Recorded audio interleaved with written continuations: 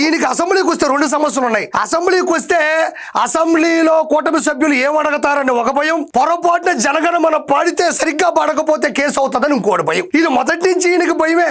2013లో జనగణమన సరిగ్గా పాడలేదు అని ఇతగాడి మీద, జగన్మోహన్ రెడ్డి మీద ఆల్రెడీ కేసు ఫైల్ ఉంది.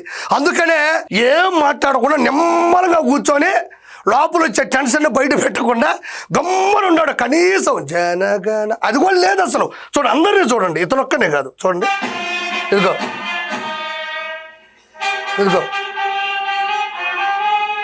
ఇదిగో ఎవ్వరు కూడా ఎక్కడా కూడా జనగణమనకు సంబంధించినటువంటి పేజీలు కూడా కొంచెం కూడా ముందుకి కదలట్లే. ఎందుకంటే అదొక తలకాయ నొప్పి. మళ్ళీ అది సరిగ్గా పాడకపోతే పరువు పోతుంది, ట్రోల్ చేస్తారని అదొక భయం. సరే, వీళ్ళనంటే వదిలేద్దాం. జగన్మోహన్ రెడ్డికి ఏం పోయే కాలం చూడండి,